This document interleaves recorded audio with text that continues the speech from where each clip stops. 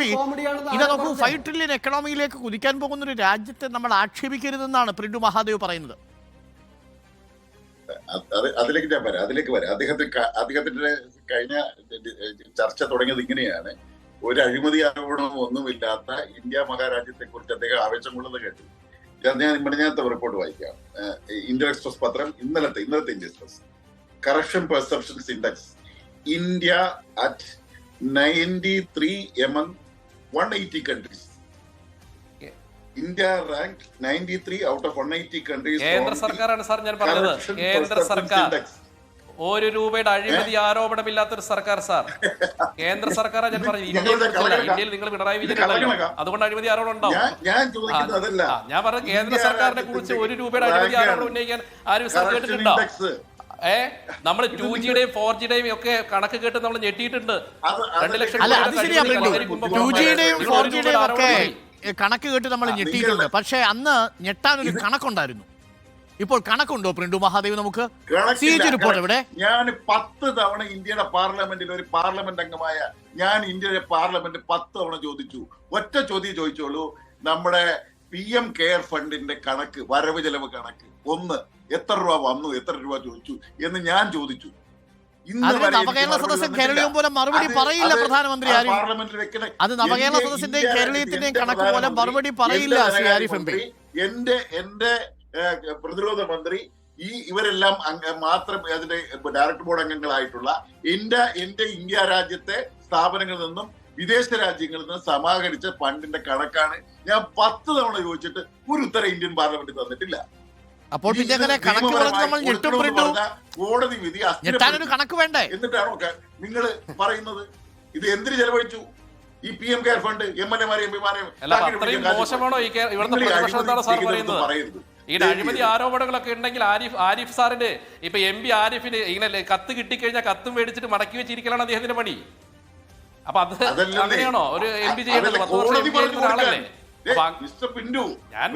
കോടതി പറഞ്ഞു കൊടുക്കാൻ. ആ കോടതി വിധി അസ്ഥിരപ്പെടുത്തി ഹൈക്കോടതി വിധി. നിങ്ങൾ ഇതൊന്നും കാണുന്നില്ലേ? നിങ്ങൾ ഈ രാജ്യത്തല്ലേ ജീവിക്കുന്നത്? PM കെയർ ഫണ്ട് ഓരോ വിധത്തിലും നമ്മുടെ റൈറ്റ് ടു ഇൻഫർമേഷന്റെ പരിധിയിൽ വരുന്നതല്ല, RTI വരുന്നതല്ല എന്ന് കോടതി വിധിക്കെതിരായി ഇന്ത്യ സർക്കാർ ഉത്തരവിട്ടു. എങ്ങനെ പോകും നമ്മുടെ രാജ്യത്ത്? ഞാൻ അതിനെക്കുറിച്ചൊന്നും അഴിമതിയെ കുറിച്ചൊന്നും പറഞ്ഞു പോകണ്ട. ഒരുപാട് അഴിമതികളുടെ പരമ്പരകൾ തന്നെ ഉണ്ട്. അതേക്കുറിച്ച് നമുക്ക് വേറൊരു ഡിസ്കഷനിൽ വെക്കാം. നമുക്ക് ഒരുമിച്ച് അതിനെക്കുറിച്ച് ചർച്ച ചെയ്യാം. അപ്പൊ അത് നേരെ ഇല്ലാത്തതുകൊണ്ട് ഞാൻ അതിലേക്ക് പോകുന്നില്ല. അപ്പൊ അതുകൊണ്ട് നമ്മുടെ രാജ്യത്ത് ഞാൻ വന്ന കാലം മുതൽ കേൾക്കാൻ തുടങ്ങിയിട്ടുള്ളതാണ് 3 ട്രില്യൺ 5 ട്രില്യൺ എക്കണോമി ഡെവലപ്മെന്റ്.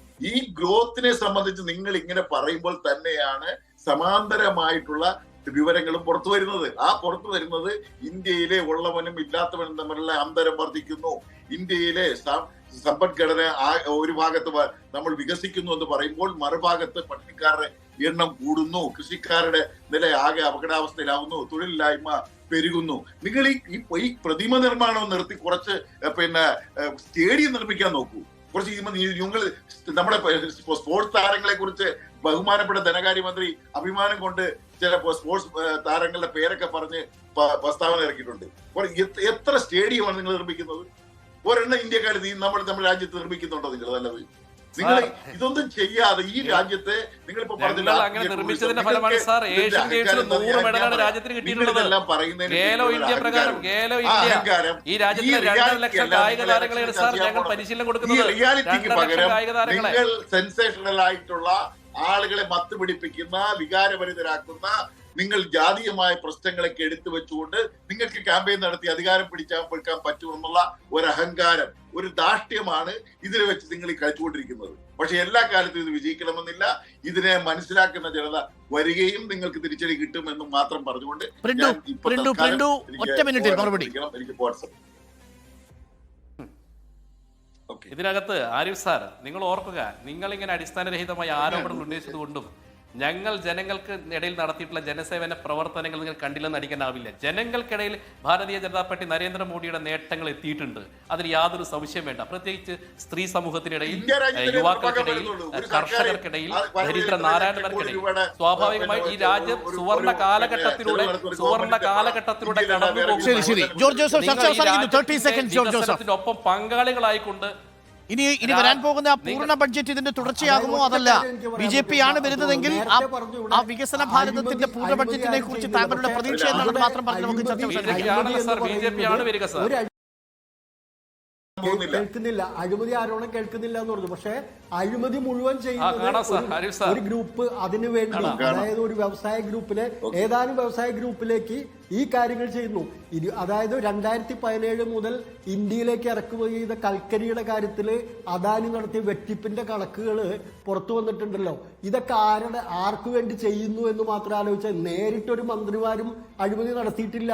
അതൊക്കെ ശരിയാണ്, താങ്കൾ പറയുന്നത് ശരിയാണ്. ഇന്ന് അതിനു വേണ്ടി ഒരു ഏജൻസി, ഒരു കോർപ്പറേറ്റ് നിയോഗിച്ചിരിക്കുന്നു, ഒരു officer നിയോഗിച്ചിരിക്കുന്നു. You are watching Reporter Evening Show.